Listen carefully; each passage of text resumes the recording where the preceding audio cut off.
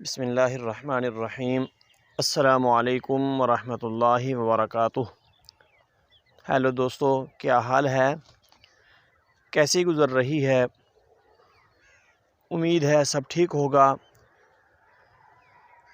حکیم ابو بکر ساجد آپ سے مخاطب ہیں اور آپ کو اپنے یوٹیوب چینل میں ویلکم کہتے ہیں۔ دوستو، ہم آج آپ کے لیے ایک ایسا نایاب نسخہ لائے ہیں جو پرانے زمانوں سے چلا آ رہا ہے اور خواتین و حضرات دونوں کے لیے یکساں مفید ہے، یعنی جریان، احتلام، سرعت انزال اور ذکاوت حس وغیرہ، سیلان الرحم، لکوریا، اختناق الرحم، کمر درد وغیرہ، ان سب کے لیے بڑا بہترین نسخہ ہے۔ جو دوست بنائیں گے، استعمال کریں گے، وہ حیران رہ جائیں گے کہ مالک حقیقی نے ان سادہ سے اجزاء میں کیا فوائد پنہا رکھے ہیں۔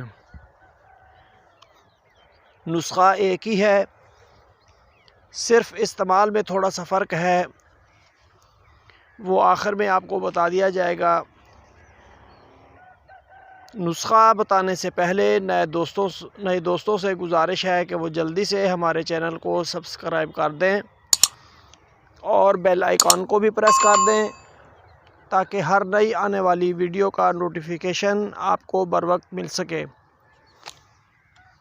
دوستو، ویڈیو سکپ نہ کیا کریں تاکہ آپ کو پوری بات سمجھ آ جائے اور آپ سے کوئی بات مس نہ ہو۔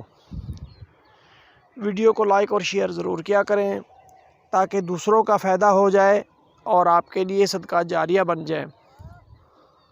ہاں تو دوستو، ہم آتن گوش ہو جائیں۔ نسخہ حاضر خدمت ہے۔ باٹھا، سنگ جڑا، سنگاڑے، مصری، کشتہ صدف، بھنے ہوئے چنے، زیرہ سفید، ناریل، پھلی کیکر، پھول کیکر اور ارا روڑ، یہ سب برابر وزن لے لیں، باریک پیس کر چھان لیں اور سنبھال کر رکھ لیں۔ استعمال کا طریقہ کچھ اس طرح ہے کہ اگر مردوں نے استعمال کرنا ہو تو جیسے یہ اجزاء برابر لینے ہیں تو انہی کے ساتھ چھلکا اسبگول بھی برابر کر لیں اور ملا کے رکھ لیں، اور صبح شام آدھا چمچ دوائی کھانا کھانے کے بعد دودھ سے استعمال کرنا ہے۔ اور اگر عورتوں نے استعمال کرنا ہو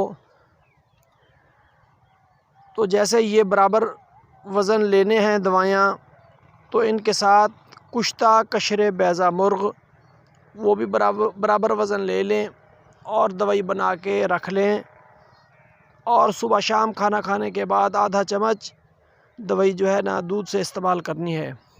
انشاءاللہ مندرجہ بالا جو بیماریاں بتائی گئی ہیں، امراض بتائے گئے ہیں، اللہ تعالیٰ ان سے نجات عطا فرمائیں گے اور آپ صحت مند توانا ہو جائیں گے۔ ہاں تو دوستو، کیسی لگی ویڈیو؟ امید ہے پسند آئی ہوگی۔ آپ کے اچھے کمنٹس کا انتظار رہے گا۔ اب اجازت، پھر ملتے ہیں کسی نئی یونیک ویڈیو کے ساتھ۔ اللہ حافظ، والسلام علیکم ورحمۃ اللہ وبرکاتہ۔